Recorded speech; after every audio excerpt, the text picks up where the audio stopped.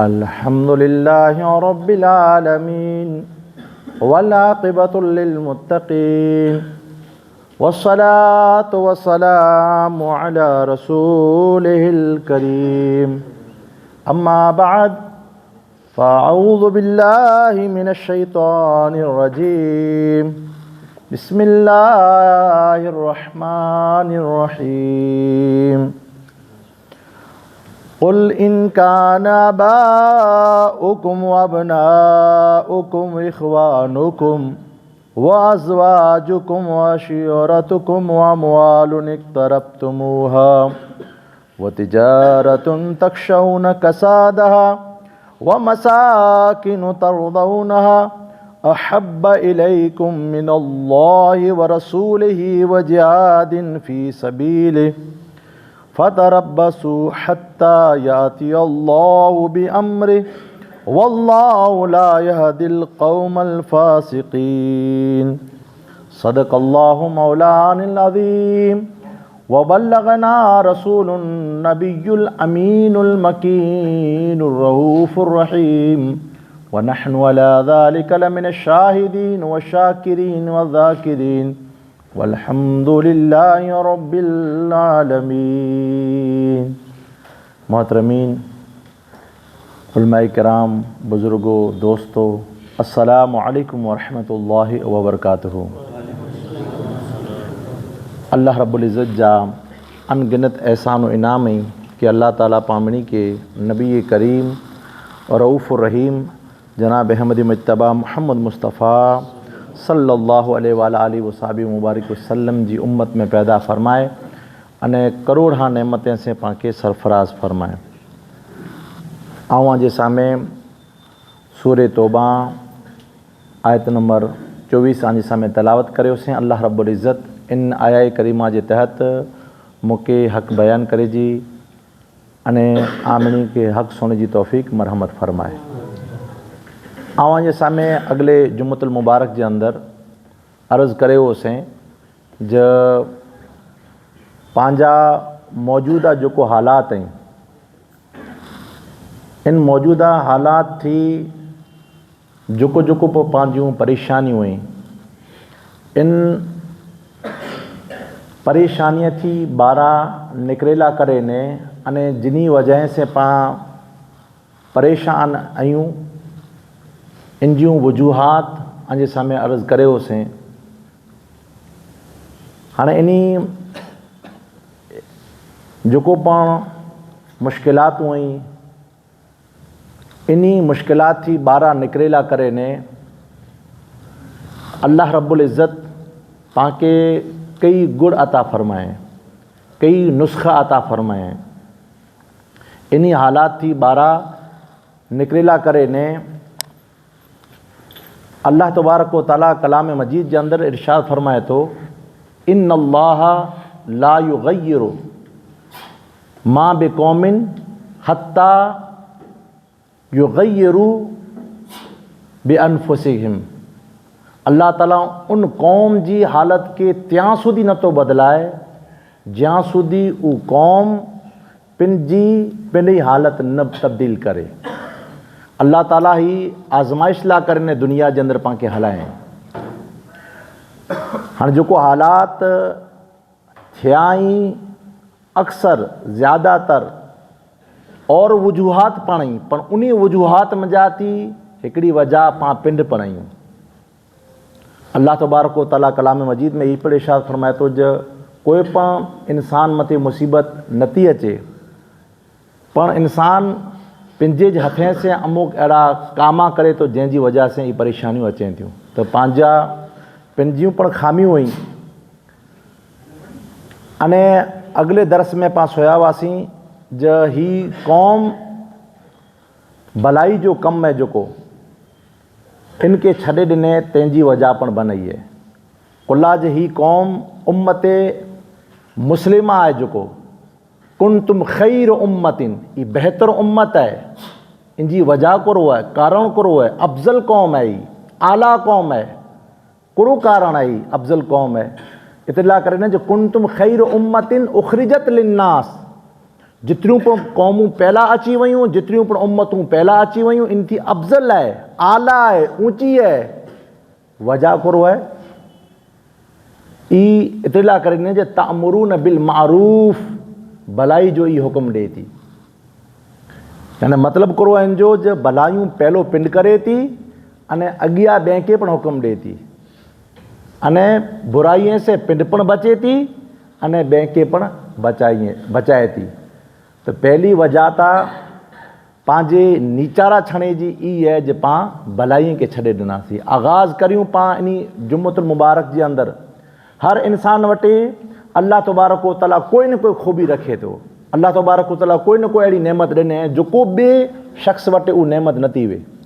हर इंसान जो ई फ़रीज़ो आहे, हर इंसान के से कम उन इंसान जे बारे जे अंदरि अने जेको पण इन जे हथ जे नीचारा जेतिरा पण अफ़राद ऐं कम से कम घर जा उन जे बारे जे अंदरि मिणी इंसान खे पुछा करे में अचींदी। त जेको जेको हालात पंहिंजा घर जे अंदरि ई पंहिंजा हालात ई उन हालात के पहलो सवार जी कोशिश करियूं। अल्लाह तबारक व तआला कलाम मजीद जे अंदरि इरशाद फरमाए जे आला करे ने मुझे हबीब सल्लल्लाहु ताला अलैहि वसल्लम जी ज़िंदगी है जो कोई बेहतरीन नमूनो है। अगर मुझे हबीब सल्लल्लाहु ताला वसल्लम जी ज़िंदगी के अपनाए गिंदा आहीं तो आला करे ने बेहतर ही बेहतरी है।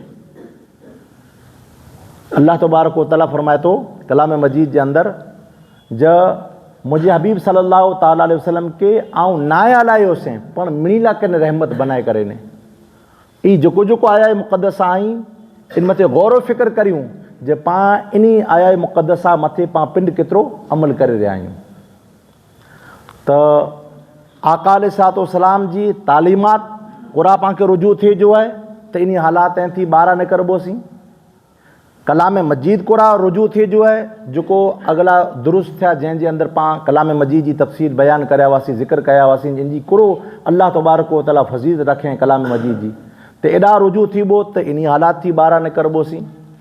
आका अलैहिस्सलातु वस्सलाम जी सीरत आहे, जेको आका अलैहिस्सलातु वस्सलाम जो तरीक़ो आहे, इन कुरा रुजू थीबोसीं त इन हालात थी ॿाहिरां न करबोसीं।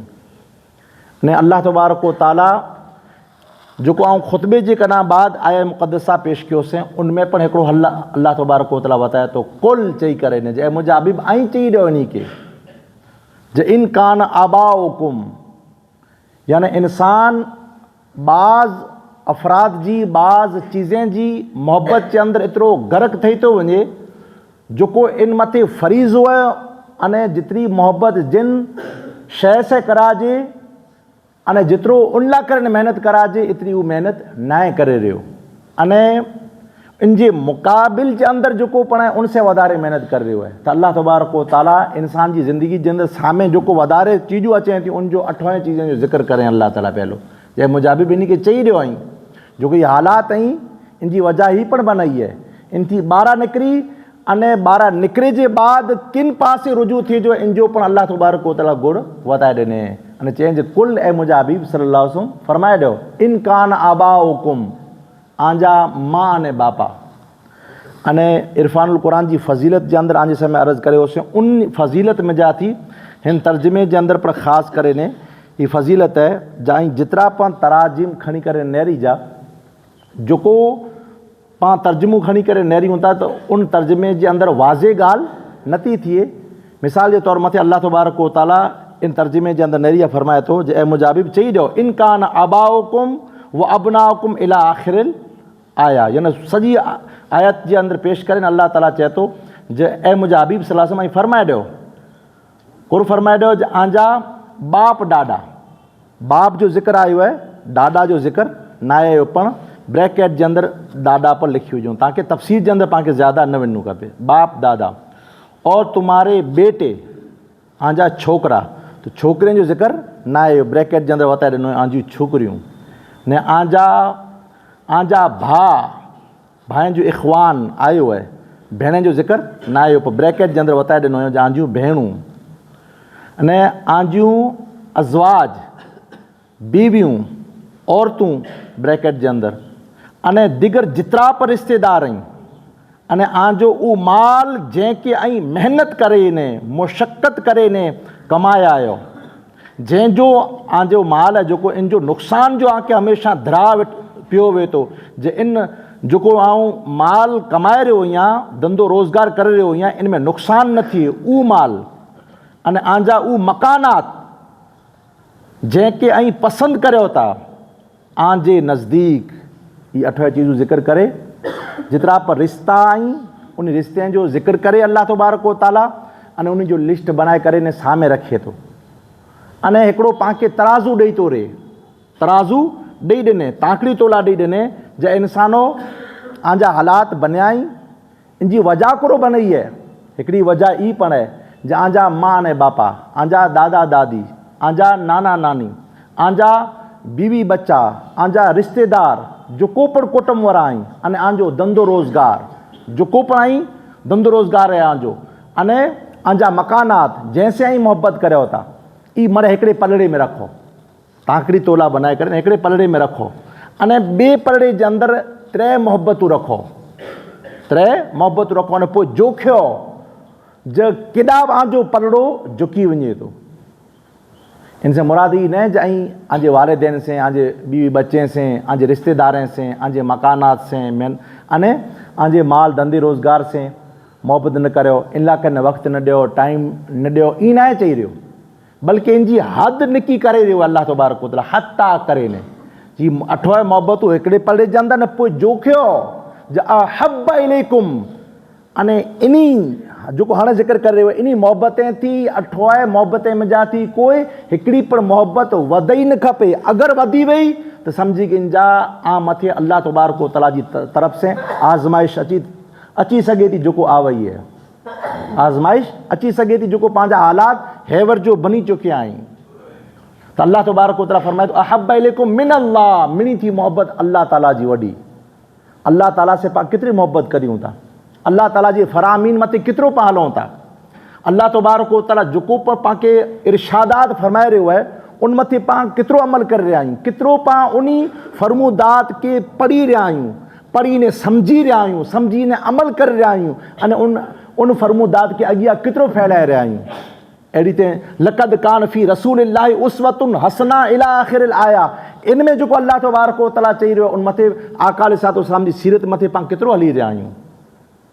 ई मरे चीज़ें जो ज़िक्र करे न अल्लाह तबारक व तआला चई जे ऐं नेरियो मन में डूब कर पाजा सुरागे ज़िंदगी, आंजे मन के पुछा करियो ज ऐं 8 वस्तुएं लाइ 8 चीज़ें से वधारे मोहब्बत करियो था, 8 वस्तुएं जे अंदरि ऐं वधारे इन खे वक़्तु ॾियो था, वधारे टाइम ॾियो था इन खे, या अल्लाह तबारक व तआला से वधारे मोहब्बत करियो था, या अल्लाह जे अहब इलैकुम मिन अल्लाह व रसूलिही अने उनजे रसूल सल्लल्लाहु तआला वसल्लम से वधारे मोहब्बत करियो था। अहब इलैकुम मिन अल्लाह व रसूलिही व जिहादिन फी सबीलिही अने जिहाद फी सबीलिल्लाह, जिहाद जा कई माना आहिनि, उन माना में जाती हिकिड़ो माना ई पण आहे जे इंसान याने दुनिया चाहे थी ई न करे बल्कि इनसे लड़े, इनसे झगड़ो करे, यानी नफ्स चाहे तो ई न करे, नफ्स चाहे तो अल्लाह तबारक व तआला पुकारे रहियो आहे बंदा तोजी हाणे ई जॻह बिस्तर न आहे बल्कि बिस्तर खे छॾे करे नमाज़ फजर लाइ कने पुॼी वञे जो आहे। थाणे मन में डूबी करे न पाए इंसान पंहिंजी ज़मीर खे पुछा करे जो जेको अल्लाह तबारक व तआला चए जो तोजी बहितरी लाइ करे न हैबर जो ई जॻह न आहे बल्कि अल्लाह ताला जे हुज़ूर जमा थिए जो आहे, हाज़िर थिए जो आहे, ओॾा अल्लाह तबारक व तआला खे पुकारे जो आहे, जिन जॻह मथे अल्लाह तबारक व तआला हादीस मुक़द्दसा जो मफ़हूम आहे जंहिंसां मां अर्ज़ु करे रहियो आहियां जे अल्लाह तबारक व तआला 90% रोज़ी आहे जेको 90% वेले उथे जे अंदरि नमाज़ फजर पढ़ी करे ने अल्लाह तबारक व तआला मुहैया करे ॾिने त पाण केतिरी महिनत करे रहिया आहियूं नमाज़ फजर जे पुठियां पंहिंजे मुआशी मसइले जे अंदरि।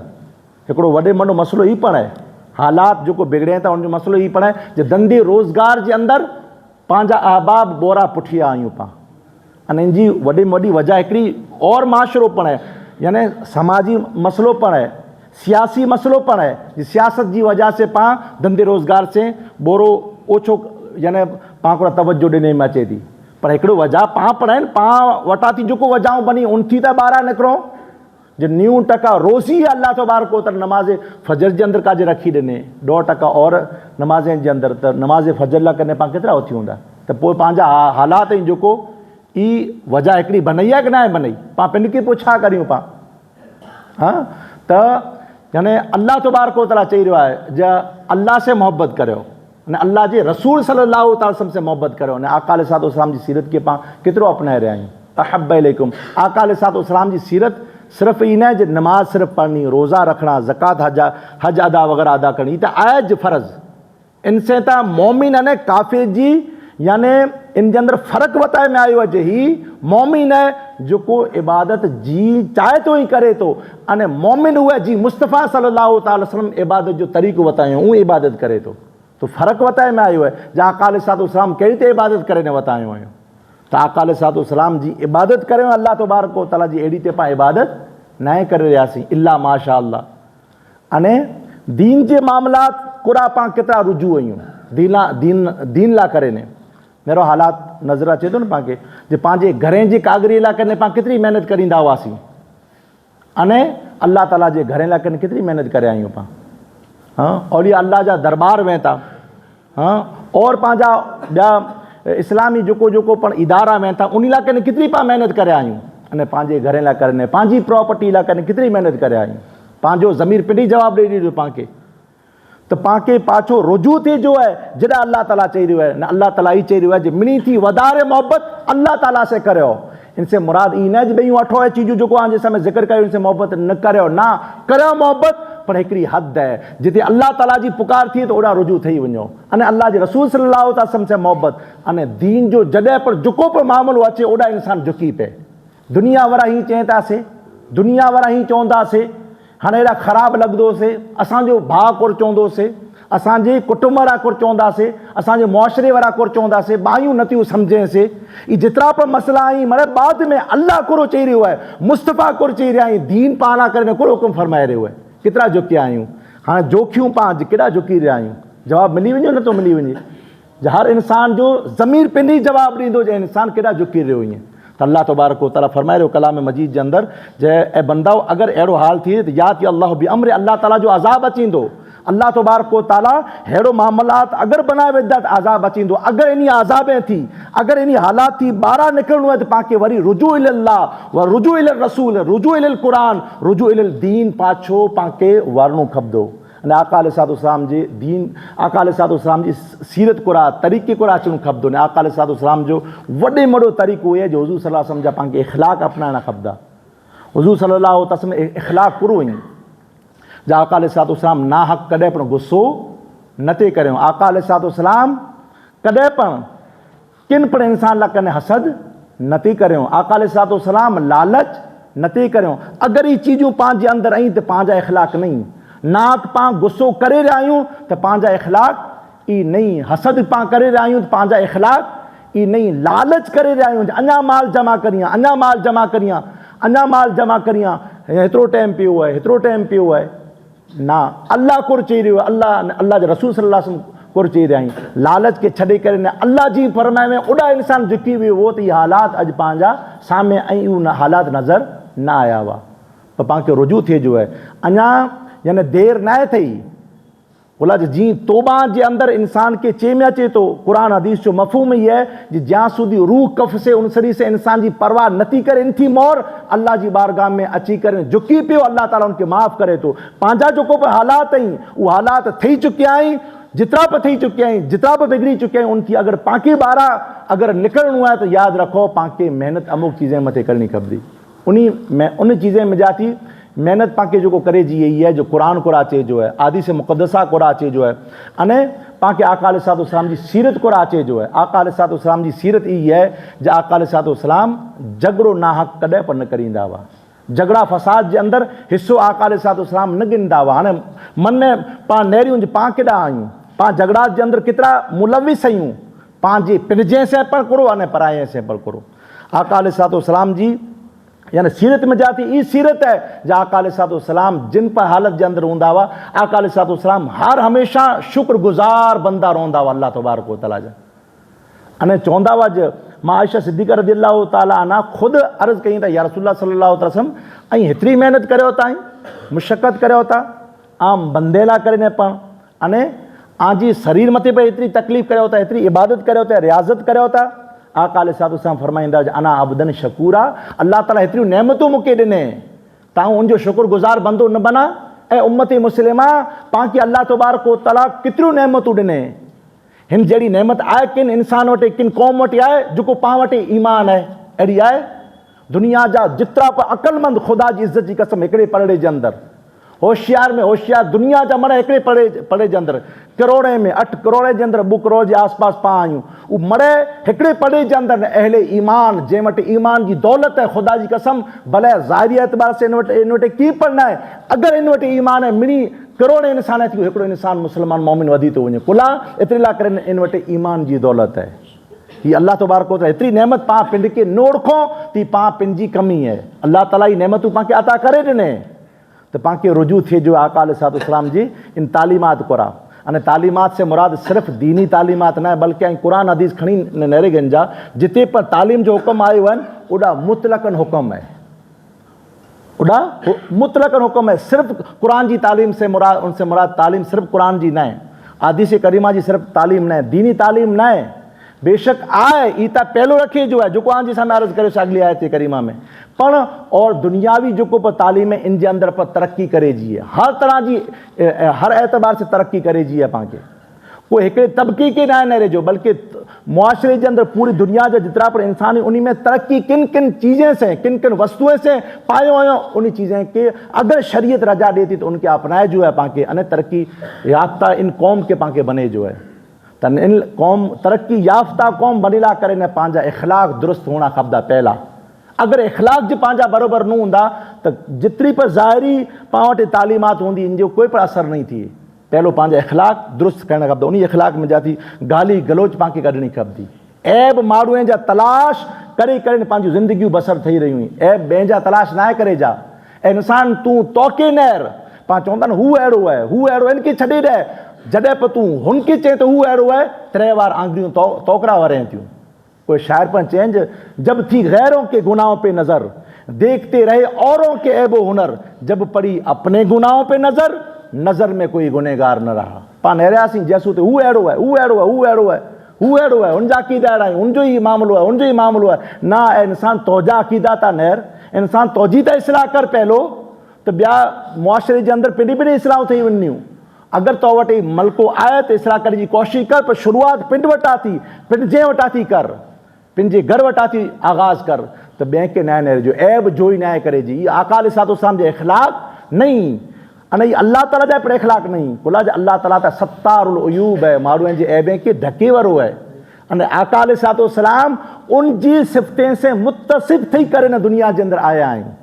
आका अलैहिस्सलाम त ऐब न करे जो, बहतान न विझे जो कंहिंखे, बहतान तहमत न विझे जी, न ॾिसे वग़ैरह, न तहक़ीक़ की वे, बल बहतान माण्हू मथे विझी छॾियूं, बहतान न विझे या तहमतूं न विझे जूं। इहा आका अलैहिस्सलाम जी सीरत न आहे। आका अलैहिस्सलाम जी सीरत कुरो आहे जो रहमत के फैलाइणू, इंसाफ़ के फैलाइणू, अदल के फैलाइणू, तालीमात के फैलाइणू। आका अलैहिस्सलाम तालीमात के फैलाए करे फरमायो, हुजूर जी फरमायो जो उतलुबुल इल्म, इल्म हासिल करो, वलो कान बिस्सीन, चीन सूदी कुला न वञणो खपे आगे। हाँ, तो उन दौर के अंदर चीन के अंदर क्यों कुरान हदीस जो इल्म हो? बेशक कुरान हदीस जो अज़बर ज़रूरी है, ज़रूरी है। हाँ, इन जो इनकार ना है, पर दुनियावी इल्म पर पाण खे हासिल कराए जो आहे पंहिंजी औलादनि खे, पंहिंजी क़ौम खे। अने ई पाण मथे फरीज़ो आहे, अने ई फ़र्ज़ किफ़ाया यादि रखी गिन जा। अगरि पंहिंजी क़ौम जे अंदरि जेतिरियूं जेतिरियूं पंहिंजूं क़ौमूं हुयूं, उन क़ौम जे अंदरि, इन मुआशरे जे अंदरि अगरि कोई हिकिड़ो डॉक्टर न आहे पाण में, अगरि त यादि रखो जेतिरी पर क़ौम आहे त उहो मरे गुनहगार थी वेंदा। अगरि हिकिड़ो पण पंहिंजी इंजीनियर न आहे, अगरि हिकिड़ो पण लॉ यानी वकील न आहे, अगरि हिकिड़ो पण मुआशरे जे अंदरि तरक़ी याफ़्ता जेको पाण यानी जिनी शइ से पाण थियूं था, उहो हुदो, उहो मनसब आहे, उहो मक़ाम पाण वटि न आहे, त क़ौम सॼी फ़र्ज़ किफ़ाया जे अंदरि दाख़िल थिए थी, मरे गुनहगार थिए थी। त सॼी क़ौम खे अमुक मामलात करे जाई, उन में जा थी ई है जो तालीमात के पाण आम करियूं। जेतिरी तरक़ी याफ़्ता क़ौम जो जेको बि ज़रिया आहिनि, पंहिंजे अंदरि अगरि डॉक्टर न वें, अगरि पंहिंजे अंदरि यानी वकील न वें, अगरि पंहिंजे अंदरि और जेको जेको पर मनसब अने मक़ाम नवे दीनी अने दुनियावी मरे हासिल कराए जाई, अने इन लाइ कने मिणी के मेहनत करे जी है। आका अलैहिस्सलाम जी तालीम ई है, अने आका अलैहिस्सलाम जी तालीमात में जा थी तालीम इहे आका अलैहिस्सलाम बर्दाश्त करे वारा हुआ, तहम्मुल करे वारा हुआ, बुर्दबारी वारा हुआ आका अलैहिस्सलाम। अगर कोई आका अलैहिस्सलाम के चई पंडे, आका अलैहिस्सलाम गुस्से जे अंदरि न अची वेंदा हुआ। त अगरि गुस्सो पाण खे कढे जो ई पाण वटां शुरूआति घर वटां थी करे जी, त जेको बि पाण मामलात सोयासीं इन मामलात जे अंदरि ॿाहिरां निकिरेला करे ने पाण खे अल्लाह तबारक व तआला जेको फरमाए रहियो आहे इन घोर अचणो खपंदो। आका अलैहिस्सलाम जेको बि फरमाए रहिया आहिनि इन एॾा पाण खे अचणो खपंदो। अने हर रोज़ इन लाइ करे महिनत मुशक़त करे जी, इन जे पाण अमुक अहिड़ियूं चीज़ूं वें थियूं जे जरावार पाण खे कोई चीज़ यानी हासिलु करियासीं त इन जो हल मिली वियो। हाँ, पण जॾहिं दीनी मामलात लाइ करे ने अने तरक़ी ही क़ौम तरक़ी हासिलु करे इन जो जॾहिं वक़्तु अचे त यानी टाइम टू टाइम कढे वञो, वक़्त टू वक़्तु कढे वञो, अहिड़ो न आहे। बल्कि जीअं सूरज जी ज़रूरत पए थी, जीअं पाण खे हवा जी ज़रूरत पए थी, अहिड़ी ते अमुक जेको तरक़ी क़ौमूं तरक़ी याफ़्ता थियनि थियूं उहो उन चीज़ जी ज़रूरत आहे। अने उहो कई चीज़ आहे, उहा आहे इख़लाक़ हसना। आका अलैहिस्सलाम जे इख़लाक़ कई। आका अलैहिस्सलाम ख़ुदि चवनि था जे आऊं इख़लाक़ से मुत्तसिफ़ थी करे न दुनिया जे अंदरि हलाए में आयो आहे। मूंखे हुज़ूर सल्लल्लाहु अलैहि वसल्लम फरमाइनि था जे मुअल्लिम बनाए करे न दुनिया जे अंदरि हलाए में आयो आहे। मूंखे आका अलैहिस्सलाम फरमाइनि था जे रहमत बनाए न मूंखे हलाए जे अंदरि आयो आहे। त आका अलैहिस्सलाम जी अगरि इन सीरत कुरा आयासीं त पंहिंजी दुनिया पर आबाद आहे, आख़िरत पर आबाद आहे। अल्लाह ताला जी बारगाह में पाण दुआ करियूं अल्लाह तबारक व तआला जेको हालात आहिनि इन हालात थी पाण खे ॿाहिरां कढे अने तरक़ी याफ़्ता क़ौमूं आहिनि जेको उन तरक़ी याफ़्ता क़ौमे जे अंदरि अल्लाह तबारक व तआला पाण खे दाख़िल करे अने आका अलैहिस्सलाम जी सची मोहब्बत हुज़ूर सल्लल्लाहु अलैहि वसल्लम जी तालीमात मथे पाण अमल करण जी तौफ़ीक़ अता फ़रमाए। हुज़ूर जी सची मोहब्बत, हुज़ूर सल्लल्लाहु अलैहि वसल्लम जी सची ग़ुलामी, हुज़ूर सल्लल्लाहु अलैहि वसल्लम जा पाण मिणी खे दीदार अता फ़रमाए। नस्रुम मिनल्लाहि फ़तहुन क़रीब बिरहमतिक या अरहमुर राहिमीन। अस्सलामु अलैकुम व रहमतुल्लाह।